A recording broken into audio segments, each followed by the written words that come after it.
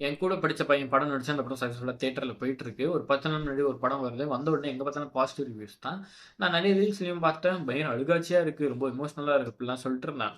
என்னடா இது இவ்வளோ ஹைப்பா சொல்றாங்கன்னு சொல்லிட்டு நான் பார்க்கல. 2 நாள் முன்னாடி எங்க அக்கா பார்த்துட்டு அவளும் அதே தான் சொன்னா. சரி போய் அப்படி முடிவு பண்ணி போய் பார்த்த படம் தான் வந்து சிறை.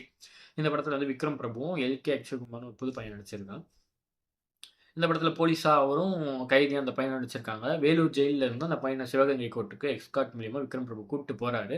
போற வழியில அந்த பையன் தப்பிச்சு போறானா, என்ன நடக்குது? அதுக்கப்புறம் இன்டர்மிஷன் வருது. அந்த பையனோட கதை கேட்டு விக்ரம் பிரபு வந்து அவருக்கு ஹெல்ப் பண்றாரு. அது என்ன நடக்குது?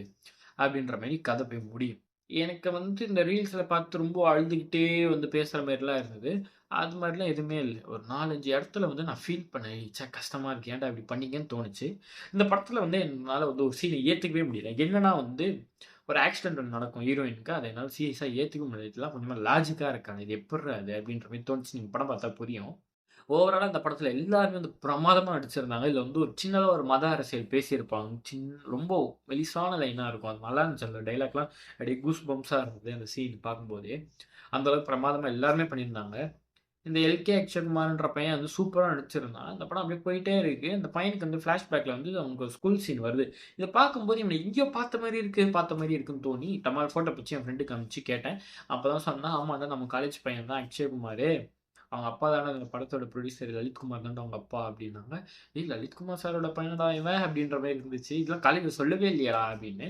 அந்த பையன் ரொம்ப சைலன்ட்டா இருப்பான் காலேஜ்ல. வருவான், கிளாஸ் அட்டெண்ட் பண்ணுவான், முடிச்சுட்டு கிளம்பி வீட்டுக்கு போயிடுவான். அந்த மாரி தான் இருக்கும். நாங்க வந்து என் கூட தான் விஸ்காம் படிச்சோம் வேல்ஸ் யூனிவர்சிட்டில. நான் 10 நாள் காலேஜ் போனதில்ல. அதனால அந்த அளவுக்கு டச்சும் இல்ல.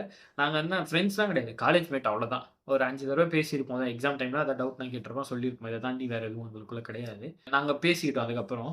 அ புரொடியூசர் பையனால ஈஸியா வந்துட்டான் அப்டின்ட்டு. ஆனா அது என்னதான் புரொடியூசர் பையனால ஈஸியா வந்திருந்தாலுமே, அந்த படத்துல அவனோட ஆக்டிங்ன்றது வந்து ரொம்ப சூப்பரா இருந்தது. ஏதோ ஒரு 4 படம் நடிச்ச மாரி இருந்தது அவனோட ஆக்டிங்கு.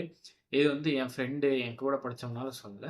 அவன் ஜஸ்ட் என் கூட படிச்ச பையன். நடிச்சிருக்கான். எனக்கு படம் பார்த்து தான் எனக்கு தெரியும். இந்த படம் உண்மையிலேயே பிரமாதமா இருந்தது. எல்லாருமே சூப்பரா பெர்ஃபார்மன்ஸ் பண்ணியிருந்தாங்க. இன்னும் 4 நாள் ஜனநாயகம் ரிலீஸ் ஆக போது. அதுக்கு முன்னாடி இந்த படத்த போய் பார்க்க முடிஞ்சா பாருங்க. பார்த்தா கண்டிப்பா உங்களுக்கு பிடிக்கும். ஓவராலா இது வந்து ஒரு ஃபீல் குட் ஃபிலிம். கண்டிப்பா வந்து நீங்க மனநிறைவோட வெளிய வருவீங்க. அந்த அளவுக்கு அருமையான படம். நன்றி, வணக்கம்.